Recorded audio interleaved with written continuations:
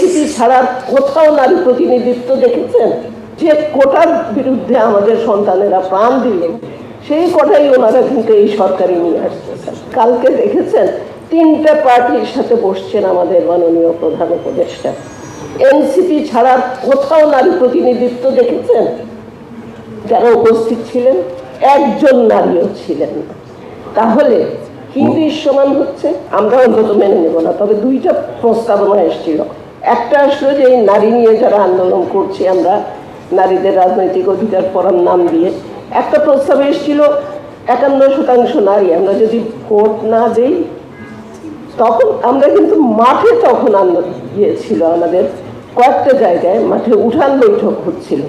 সেখানে যখন জিজ্ঞেস করা হলো প্রান্তিক নারীদেরকে, একটা বোধহয় পঞ্চগড়, একটা সুনামগঞ্জ, আর একটা নেত্রকোনা, তারা বললো আচ্ছা না হয় ভোট নাই দিলাম, কিন্তু কি করে বুঝবো যে আমার ভোটটা অন্য কেউ দিবে না? এই আস্থার সংকটটা কিন্তু এখনো থেকে গেছে।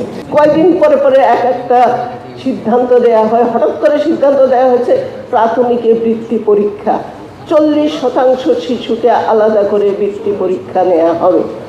আবার কি কোটা আসলো না? বসুন্ধরা টিস্যু, অশুদ্ধতার বিরুদ্ধে এক বিন্দুও ছাড় নয়। যে কোটার বিরুদ্ধে আমাদের সন্তানেরা প্রাণ দিল, সেই কোটাই ওনারা কিন্তু এই সরকারি নিয়ে আসতেছেন। সেগুলো আমাদের একটু চিন্তা করে, কোথায় ভ্যালু শিখবে, এথিক শিখবে, কোচিংয়ে দৌড়াতে হবে, তাকে গাইড বই কিনতে হবে, তার তো ওইখানেই এথিক্স আর ভ্যালুদের 12টা বেজে গেছে। এই জায়গাটাতে আমি বলবো যে শিশু অংশীজনদের সাথে আলাপ আলোচনা করে সরকার যেন সিদ্ধান্ত নেয়। শিক্ষার্থী, শিক্ষক, অভিভাবকদের সাথে কেউ আলাপ করে, আমি দাবি করবো রিফর্ম ওয়াচও যেন অভিভাবকদের নিয়ে আলাপ করে।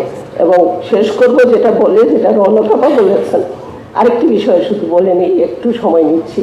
নগর দারিদ্র্যের কথাটা এসছে। গৃহ শ্রমিকদের নিয়ে আমরা কাজ করি, সুলতান ভাই জানেন, অনেকগুলো দাবি নেওয়া ওনাদের সংস্কার কমিশনে এসছে। গৃহ শ্রমিকরা আমার বাড়ি ঘেরাও করেছে 2 দিন আগে। কি জন্য? যে তারা বস্তিবাসী, কুড়িল বস্তিতে থাকে, আমার কাছে চলে আসে, জানে যে আমি ওদের নিয়ে কাজ করি।